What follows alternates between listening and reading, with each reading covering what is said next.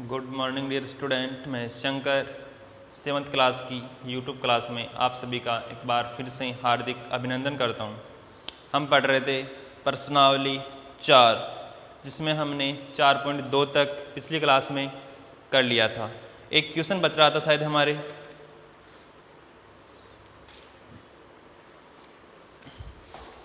मैंने 4.1 के last question का जो 4th नंबर का क्वेश्चन था ना, वो क्वेश्चन छोड़ दिया था पिछली क्लास में। एक बार पहले उस क्वेश्चन को कंप्लीट करता हूँ, उसके बाद में करेंगे हम नेक्स्ट क्वेश्चन। देखो उस क्वेश्चन में बोला गया था हमें एक समद्विबाहु त्रिभुज है हमारे पास, ये भुजा बराबर है इसकी, ठीक है। एक बार क्वेश्चन को मैं वापस से पढ़ देता हूँ, सुनना क्वेश्चन को। एक समद्विबाहु त्रिभुज में प्रत्येक शीर्ष कोण आधार कोण का दुगुना है, ठीक है। इसमें आधार कोण मान रहा हूँ ये B, ठीक है। तो ये क्या हो जाएगा 2B, ये B है तो ये भी B होगा, क्योंकि समान भुजाओं के अंतर्गत बनने वाले कोण भी क्या होते हैं, बराबर होते हैं, ठीक है। इसके अकॉर्डिंग इसका समीकरण क्या बन जाएगा, देखो 2B plus B plus B बराबर 180 डिग्री, क्योंकि हम जानते हैं कि एक त्रिभुज के तीनों कोणों का योग 180 होता है, 2B 3 4B, तो 4B इक्वल क्या आ जाएगा 180 डिग्री। और हमें एक समीकरण ही तो बनाना था। पिछली क्लास में क्या मेरे पढ़ने में थोड़ी मिस्टेक हो रही थी, इस क्वेश्चन में, इस चक्कर में मैं समझ नहीं पा रहा था इसमें पूछ क्या रहा है और करना क्या अपने को। आगे देखो एक्सरसाइज 4.3 हमारे पास, हमने चरणों के अकॉर्डिंग क्वेश्चन बहुत सारे कर लिए। अब बिना चरण हम क्वेश्चन करेंगे। देखो फर्स्ट क्वेश्चन है 2y प्लस 5/2 इक्वल 37/2। अब हर समीकरण में या प्रत्येक समीकरण में हमें जो अक्ष y होता है उसी का मान ज्ञात करना है। देखो यहाँ से y को सेपरेट करते हैं, 2y बराबर 37/2, ये 5/2 इस साइड प्लस हो रहा है तो उस साइड जाके क्या हो जाएगा माइनस। देखो माइनस 5/2। इन क्वेश्चन का धीरे धीरे लेवल बढ़ाया जाएगा, देखना। शुरू में जो क्वेश्चन दिया वो बहुत ईजी है। 2y इक्वल 2 और 2 का एलसीएम क्या आ जाएगा हमारे पास, 2 आ जाएगा। 2 का भाग 2 में एक बार, 1 को जब 37 से गुणा करोगे 37 × 1 37 ही आएगा। 2 का भाग 2 में एक बार, 1 को 5 से गुणा किया तो 5। 2y इक्वल 37 माइनस 5/2, तो 2y इक्वल क्या आ गया हमारे पास, 37 में से 5 गए तो 32/2। 2 से 32 कट जाएगा कितनी बार, 16 बार। तो 2y इक्वल तो क्या आ गया हमारे पास 16। अब y इक्वल क्या निकालोगे, 2 का वापस से भाग लग जाएगा इसमें, तो y का मान क्या आ गया हमारे पास 8। इस प्रकार जो हमारा फर्स्ट समीकरण है उसमें y का मान क्या आ जाएगा 8 आ जाएगा। आगे देखो बात करते हैं हम b की। b हमारे पास 5t प्लस 28, 5t प्लस 28 बराबर 10। इसमें देखो 5t बराबर 10 माइनस, ये प्लस हो रहा है इस साइड, उस साइड जाए किसका हो जाएगा माइनस का। अब ऐसी संख्याओं में कंफ्यूज होने की बिल्कुल भी आवश्यकता नहीं, कि बहुत बार बता चुका हूं मैं।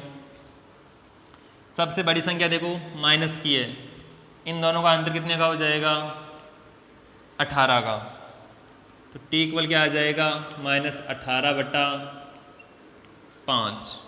अगर पॉइंट में निकालना चाहता है तो हम पॉइंट में भी आंसर दे सकते हैं, लेकिन अपने को सीधा आंसर पूछ रहा है। सीधा आंसर क्या आ जाएगा हमारे पास, t इक्वल -18/5। कोई दिक्कत नहीं होनी चाहिए, आराम से विजिबल भी हो रहा है, क्लियर दिख रहा है। अगर दिखने में कोई समस्या है ना, तो जो क्वालिटी होती है ना उसे चेंज कर लिया करो। अगर 144 में देखोगे साफ नहीं दिखेगा ये, या तो 720 में देखा करो या फिर 360 के अंदर देखा करो। तो पिक्चर क्वालिटी होती है यूट्यूब के अंदर, पता होगी तुम्हें किस प्रकार से चेंज की जाती है, या अपने पेरेंट्स से पूछ लेना। कि बाकी जो मैं अभी वीडियोस डाल रहा हूँ उनकी क्वालिटी बहुत अच्छी है, क्वालिटी में कोई दिक्कत नहीं है। यहाँ से सी देखो a/5 + 3 = 2। तो देखो a/5 = 2, 3 प्लस हो रहा है उस साइड क्या हो जाएगा माइनस। देखो a/5 बड़ी संख्या माइनस की, 2 और 3 का अंतर 1 का, तो a इक्वल क्या आ जाएगा 5, उस साइड जाके गुणा हो जाएगा तो -5। आगे देखो d, अब ये टोटल क्वेश्चन करवा रहा हूँ मैं, इसलिए करवा रहा हूँ कि कोई दिक्कत नहीं आई, बाकी मैं क्वेश्चन तुम्हारे लिए भी स्किप कर सकता हूँ। क्यों बटा 4 + 7 = 4, 5 है यहाँ पे। तो देखो क्यों अपॉन 4 प्लस का 7 उस साइड जाके किसका हो जाएगा 5 - 7, तो क्यों बटा 4 बराबर बड़ी संख्या माइनस की, दोनों का अंतर कितना हो गया 2 का, क्यों इक्वल क्या हो जाएगा -2 × 4 बराबर -8। तो क्यों का मान क्या आ जाएगा हमारे पास -8। 4 क्वेश्चन हो गए, देखो बड़े इजी, आसानी से हो गए।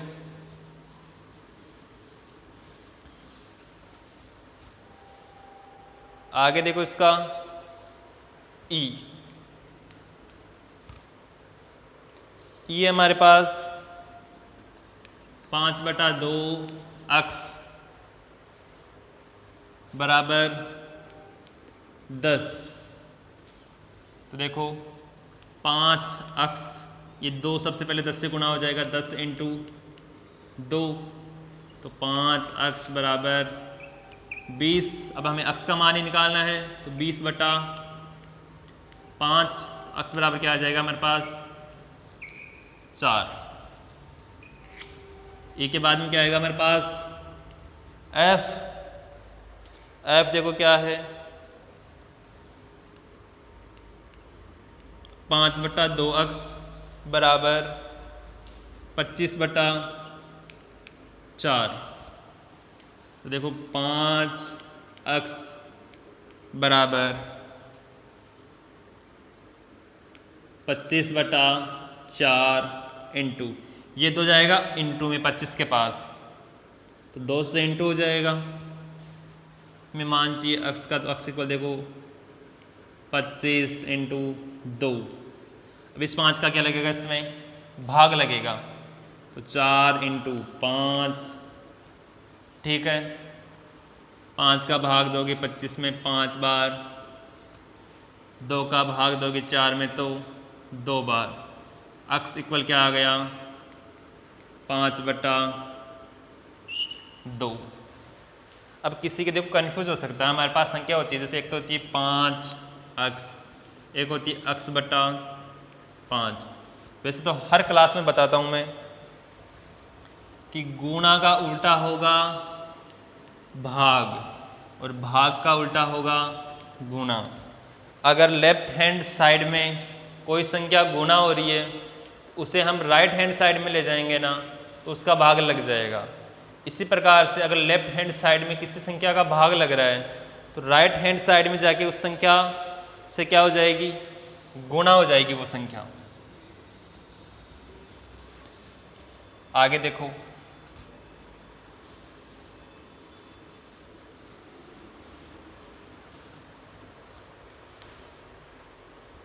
अब तक हो गया हमारे जी। देखो आगे जी है 7m + 19/2 बराबर 13। मैंने बोला था कि इस क्वेश्चन का जो लेवल है ना वो धीरे धीरे बढ़ाया जा रहा है। एक साथ अगर तुम्हें हार्ड क्वेश्चन दे दिया जाए ना तो तुम क्वेश्चन को वहीं पे छोड़ दोगे। ये संख्या उस साइड जाएगी माइनस में 19/2। तो देखो 7m बराबर, सबसे पहला काम करना एलसीएम लेने में जिस संख्या के नीचे कोई संख्या नहीं होना वहाँ अपनी इच्छा से 1 मान लेना। अब किसी के दिमाग में क्वेश्चन आए कि सर 1 ही क्यों माना, कुछ और क्यों नहीं माना। अगर मैं 13 में किसी और संख्या का भाग लगाऊंगा तो क्या यहाँ पे 13 बचेगा मेरे पास? नहीं बचेगा। अगर मैं 13 में 1 का भाग लगाऊंगा तो 13 का 13 ही रहने वाला, यहाँ पे कोई फर्क नहीं पड़ेगा इस संख्या के अंदर। ठीक है, देखो 1 और 2 का एलसीएम क्या आएगा हमारे पास? ऐसी संख्या सोचो जिसमें 1 का भी भाग जाए और 2 का भी भाग जाए, वह संख्या 2 ही होने वाली है। 2 में 1 का भाग 2 बार चला गया, 13 को गुणा किया हमने 2 से, माइनस 2 का भाग 2 में 1 बार, 1 को गुणा किया किससे? 19 से। आगे देखो 7m बराबर 13 दूना 26 माइनस 19/2। नेक्स्ट देखो 7m बराबर, अगर मैं 26 में से 19 माइनस करता हूँ तो मेरे पास क्या बचेंगे? 7, नीचे मेरे पास 2। मेरे को मान चाहिए m का, तो m इक्वल क्या आ जाएगा? 7/2। मैंने अभी बताया था कि गुणा का मतलब क्या होगा? भाग। 7 का भाग लग जाएगा, 7 से 7 कैंसिल हो गए, तो m का मान क्या आ गया हमारे पास? 1/2। क्वेश्चन को समझो एक बार, देखो क्या बोलना चाह रहा है क्वेश्चन, समझ में आ रहा है कि नहीं आ रहा है? मेरे अकॉर्डिंग तो देखो समझने में कोई दिक्कत नहीं होनी चाहिए। जितना इजी क्वेश्चन को किया जा सकता है मैंने उतना इजी फॉर्म में तुम्हें समझाने की कोशिश की है, वरना ये क्वेश्चन है जो 3 से 4 स्टेप में भी हो सकता है। इतना बड़ा करने की हमें कोई आवश्यकता ही नहीं थी, पर बड़ा करने के पीछे एक ही रीज़न है कि हमारा जो क्वेश्चन है वो टिपिकल ना बने, इजी हो जाए। आगे देखो जी हो गया हमारे h 6z प्लस 10 बराबर -2। ठीक है, तो 6z बराबर -2, ये उस साइड जाएगा तो -10, तो 6z इक्वल -12, तो z इक्वल क्या आ जाएगा? -12/6, तो z इक्वल क्या आ गया? -2। आगे देखो h के बाद में i है 3l/2 इक्वल 2/3। ठीक है, हमें मान चाहिए l का, तो देखो 3l/2/3, 2 का यहाँ भाग लग रहा है, उस साइड जाके क्या हो जाएगा? 2 गुणा हो जाएगा, तो l इक्वल क्या आ जाएगा? 2 गुणा 2 कितना हो गया? 4, 3 गुणा हो रहा है, उस साइड जाके लग जाएगा भाग, तो 3 × 3, तो l इक्वल क्या आ गया? 4/9। और लास्ट क्वेश्चन देखो इस क्वेश्चन का, ये चल रही है हमारे 4.3 एक तरीके से, और लगभग खत्म होने के कगार पर ऐसे मानो। लास्ट क्वेश्चन कर रहे हैं हम 4.3 का। जे है इसका 2b/3 - 5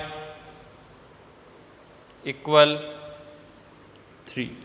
अभी तक जितने भी क्वेश्चन के उनमें हमारे पास प्लस का साइन आ रहा था, अब देखो साइन चेंज हो रहा है थोड़ा सा। 2b/3 इक्वल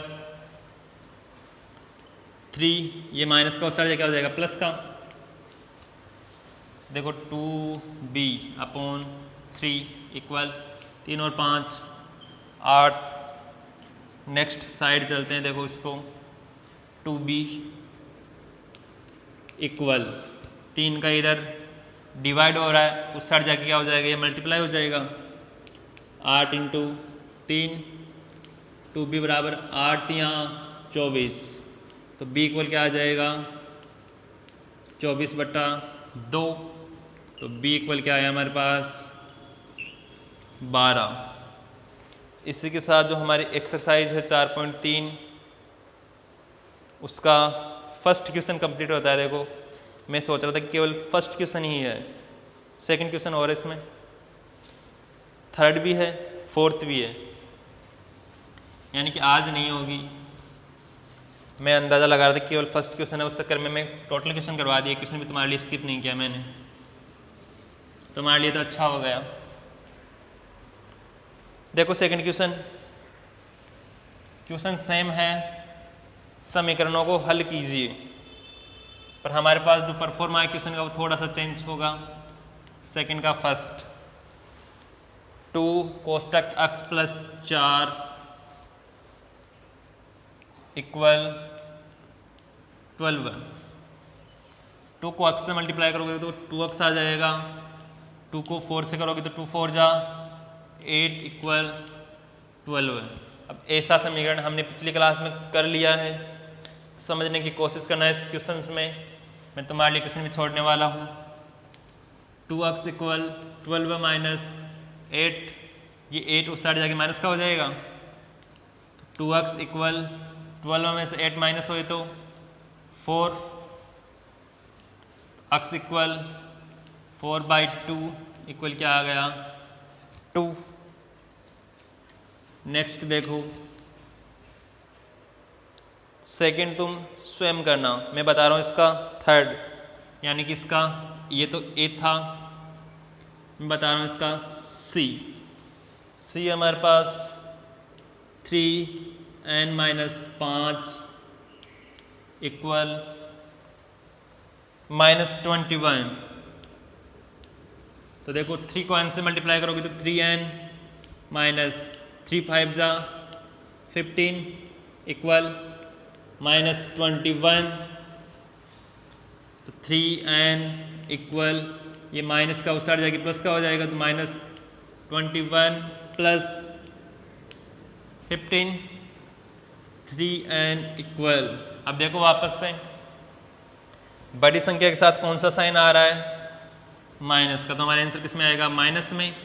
इन दोनों का डिफरेंस देखो 6 का, तो n इक्वल -6/3, तो n इक्वल क्या आ गया -2। सी में क्या आ गया -2। आगे डी है और ई है, मैं डी करवाता हूँ, ई तुम्हें स्वयं को करना है।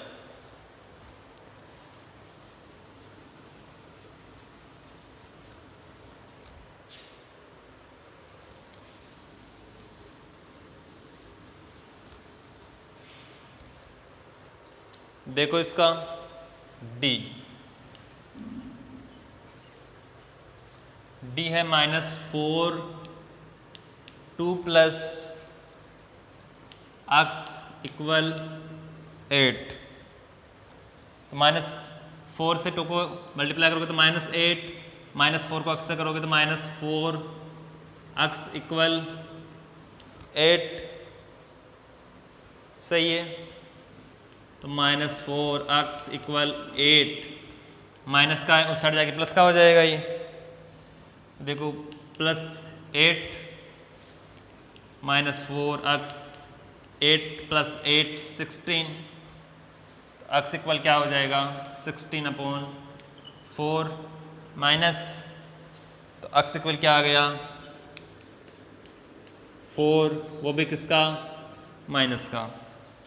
अगर किसी क्वेश्चन में तुमने माइनस लगाना मिस कर दिया, स्किप कर दिया, छोड़ दिया या भूल गए, तो ऐसे मानो 99% वो क्वेश्चन गलत माना जाएगा, क्योंकि प्लस और माइनस से दुनिया इधर की उधर हो जाती है एक तरीके से। जैसे होता नहीं क्या, अभी तक हम जैसे किसी को रेंट पे या ब्याज पे पैसे देते हैं, एक तरीके से उधार देते हैं, तो बोलते कि 2 रुपये सैकड़े से। अगर वहाँ प्लस की जगह माइनस बोल दिया जाए ना, तो फिर पैसे, जितने पैसे हमने उसे दिए ना, उससे कम पैसे वो हमें वापस लौटाएगा ब्याज के ऊपर। ऐसा पॉसिबल नहीं होता। प्लस माइनस का स्पेशल ध्यान रखना होता है। देखो क्वेश्चन में थर्ड क्वेश्चन है, निम्न समीकरणों को हल कीजिए। फर्स्ट तुम करना इसका, सेकंड बता रहा हूं मैं बी। -4 equal 5p - 2। तो देखो -4 इक्वल 5p - 5 दूनी 10, तो 5p -4, ये 10 इस साइड आएंगे तो प्लस के हो जाएंगे, बीच में बराबर तो बराबर रहने दो। बड़ी संख्या प्लस की है, अंतर कितने का हो गया इनका 6 का, 5p = 6। अब ऐसे मत सोचेंगे 5p उस साइड है 6 इधर है, कोई फर्क नहीं पड़ेगा। p इक्वल क्या आ जाएगा हमारे पास 6/5, ये हो गया हमारा सेकंड। अब थर्ड देखो, थोड़ा सा इसको बढ़ा रखा थर्ड क्वेश्चन को, यानी कि इसके जो सी है ना उसको बढ़ा रखा थोड़ा सा।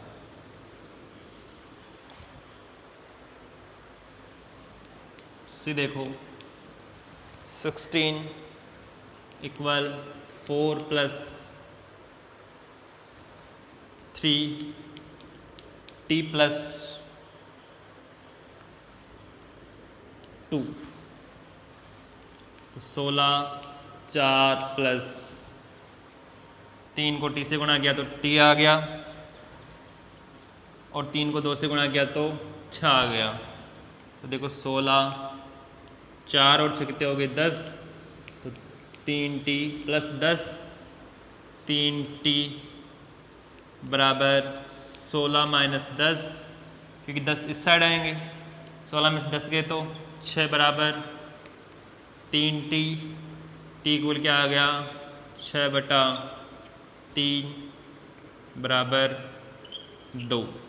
2 हमारे लिए किसका मान हो गया, t का मान हो गया।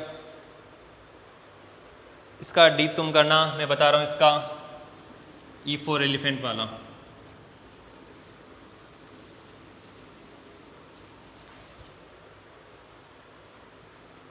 देखो E क्या है इसका, E है 0 इक्वल 16 + 4 m - 6। तो देखो 0 इक्वल 16 + 4m - 4 छिके 24 या 6 चौक 24, तो 0, 16 और 24, बड़ी संख्या माइनस की। 16 और 24 में अंतर कितने का हो गया 8 का। देखो 4m - 8। अब इस 8 को मैं इस साइड लाऊंगा तो ये मैं सोच रहा हूँ कि 0 का कोई फर्क पड़ेगा, 0 में जब 8 को प्लस करोगे तो 8 ही आएगा। 8 = 4m, तो m इक्वल क्या आ जाएगा हमारे पास 8/4। 8 में 4 का भाग दिया तो क्या है हमारे पास 2। ये हमारा क्या हो गया, एक तरीके से m का मान हो गया हमारे पास। इसी प्रकार से क्वेश्चन नंबर 3 क्या हो गया हमारे, कंप्लीट हो गया। अब क्वेश्चन नंबर 4 है, तो इसको भी देखो कर सकते हैं आराम से। एक क्वेश्चन बताता हूं मैं, सेकंड तुम करना है इसका। क्वेश्चन नंबर 4 का सेकंड तुम करना, फर्स्ट मैं बता रहा हूं देखो। और नहीं हो पाता है ना तो कमेंट बॉक्स में डाल देना कि क्वेश्चन नंबर 4 का सेकंड नहीं हुआ है, तो नेक्स्ट क्लास में मैं बता दूंगा। देखो क्वेश्चन हमारा 4 का ए या फर्स्ट जो भी है, x इक्वल 2 का प्रयोग करते हुए 3 समीकरण बनाने हैं। ठीक है, ए मान लो, ए का फर्स्ट देखो, फिर 3 समीकरण बनाने हमें। दोनों पक्षों को 2 से गुणा करने पर, ठीक है। तो 2x बराबर 4 बन गया एक समीकरण। सेकंड देखो, दोनों पक्षों में 4 जोड़ने पर, ठीक है। तो x प्लस 4 इक्वल 2 प्लस 4, तो x प्लस 4 बराबर 6 बन गया सेकंड समीकरण। अब ज़रूरी नहीं है तुम ऐसा ही बनाओ, अपनी इच्छा से कोई और बना लेना। एक और बना देता हूँ मैं, देखो थर्ड समीकरण,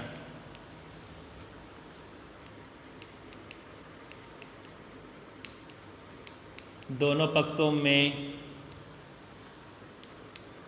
4 का भाग देने पर, सही है। तो x बटा 4 बराबर 2 बटा 4, 2 से 4 1 बटा 2 बार हो गया ना, तो x बटा 4 बराबर 1 बटा 2। अब तुम्हें ये समीकरण अच्छे नहीं लगे तो अपनी इच्छा से कोई और समीकरण बना लेना, क्योंकि कोई समस्या नहीं है, इसके आंसर फिक्स नहीं होंगे कि उत्तर यहीं आने चाहिए। हम इसके उत्तर निकालने के लिए एक तरीके से स्वतंत्र हैं, अपने दिमाग के अनुसार अपना विवेक काम में लेते हुए इस क्वेश्चन के अनेक आंसर निकाल सकते हैं। तो आगे मिलेंगे हम नेक्स्ट एक्सरसाइज 4.4 के साथ। Thank you.